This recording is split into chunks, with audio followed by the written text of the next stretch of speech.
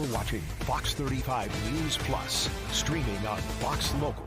Welcome back into Fox 35 News Plus. I'm Garrett Weimer, and thanks for joining us on this Thursday morning, live on Fox Local and on YouTube. The group March for Our Lives has launched a new campaign against Attorney General Pam Bondi. March for Our Lives is the student-led organization that was formed in the aftermath of the 2018 shooting at Marjorie Stoneman Douglas High School in Parkland, Florida. And this group has made a number of pushes over the years for gun safety, certain restrictions as well.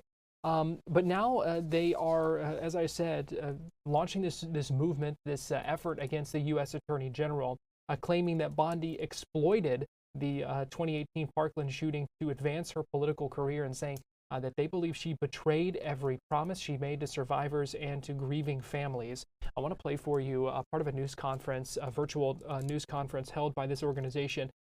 You'll hear from Jaclyn Corin and David Hogg, co-founders of March for Our Lives, and Congressman Maxwell Frost, a Democrat from Orlando, who spoke during that event as well. Now, Pam Bondi isn't just another politician who disappoints us. She's someone who has looked me personally in the eyes after the worst day of my life and made promises she obviously never intended to keep. I remember meeting with her a week after the shooting.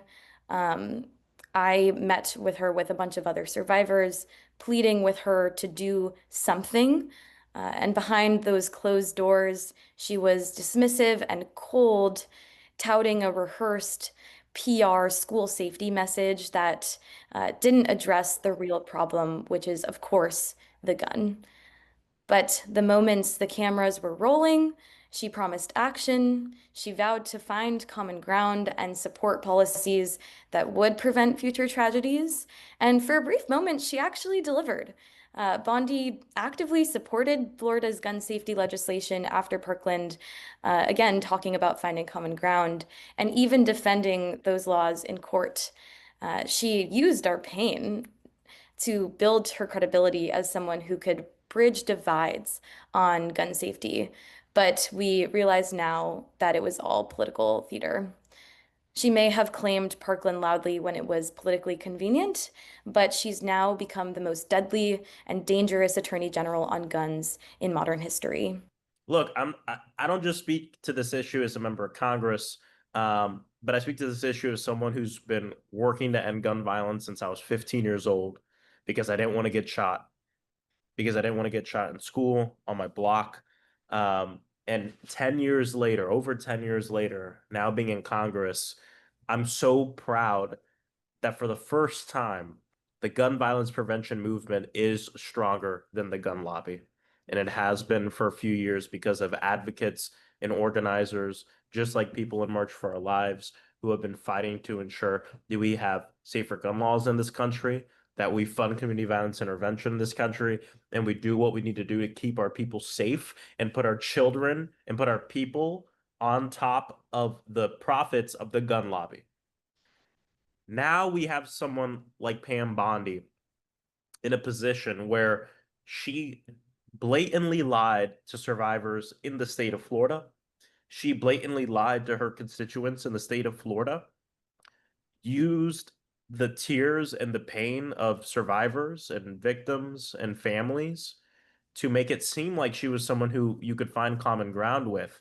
And then when she's put in a position where she has the most political power that she's ever had in her entire life, she completely betrays these families, these constituents, and betrays our entire country.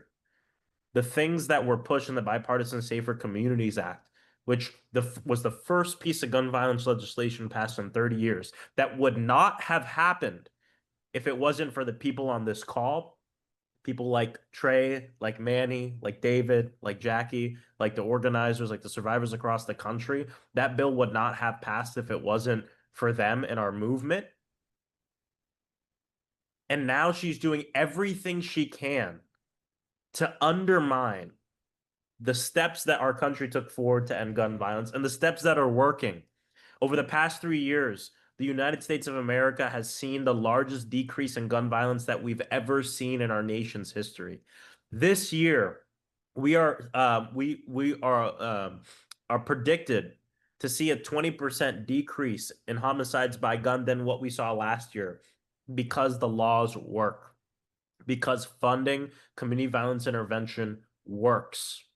And now, Pam Bondi, a person who looked survivors in the eyes and told them, I'm going to do everything I can to make sure that we find common ground, is doing the exact opposite, undermining the ATF, undermining the laws that were passed before, undermining the laws that keep people safe and get people who are selling guns illegally off the streets. This is the kind of stuff that she used to campaign on. This is the kind of stuff that I thought the Republican Party used to be for.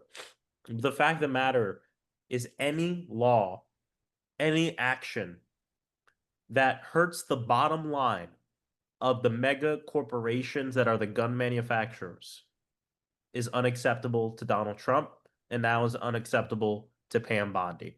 And that's why I am very honored to be here to support March for Our Lives in their effort.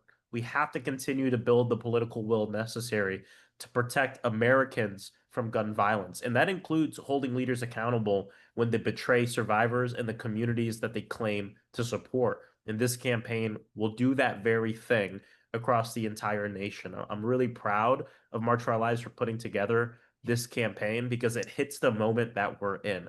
Of course, it's about Trump. Of course, it's about a Republican Congress that says they're pro-life and does nothing about keeping the baby safe once they're born.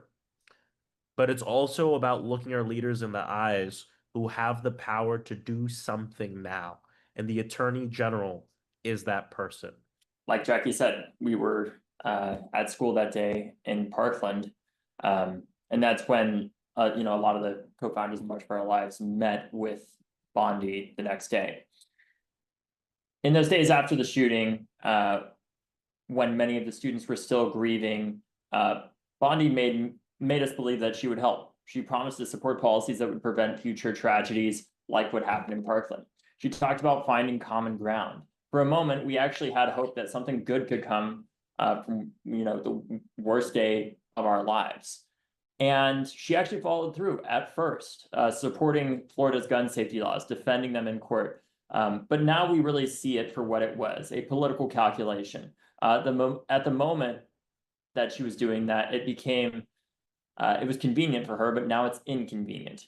She's since abandoned everything that she has promised us. Every commitment that she's made to protect future Parklands, to prevent future Parklands from happening, she's now systematically destroying.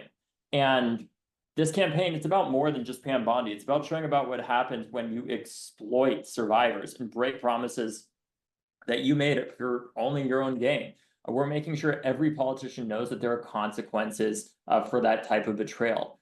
7 years ago, Pam Bondi looked at us in the eye and promised us to help prevent the next tragedy. And now she's enabling it.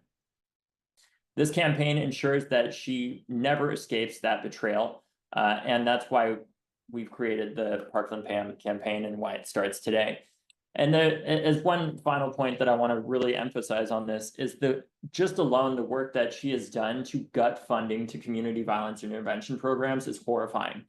Because those programs, they don't even have to do with gun laws in the first place. They actively work to invest in communities to prevent shootings before they happen. That helps to save the US government millions and millions of dollars upfront by preventing shootings before they happen. And we've seen the dramatic impact that they have had in many cities like Baltimore, Los Angeles, and other cities around the country that have received millions of dollars in funding to fund programs that are targeted at working with at-risk individuals before they pick up a gun so that they don't feel the need to pick up a gun in the first place. But instead, Pam Bondi has chosen to go back to a 20th century playbook that we know does not work, which is only addressing gun violence after it happens. Not to mention the fact she is enabling criminals to go out there and do things like gun trafficking. She's enabling bad apple gun dealers to get away with being, increasingly underregulated.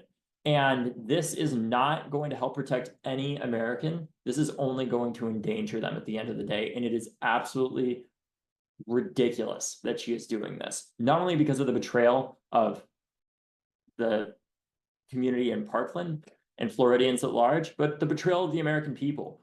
by going against policies that were passed in a bipartisan fashion through things like the Safer Communities Act that we know work and are saving not only lives, but millions and millions of dollars in taxpayer money that does not have to go towards investigating shootings because there are increasingly fewer and fewer of them happening in the first place. We're going to take a break and we'll be right back.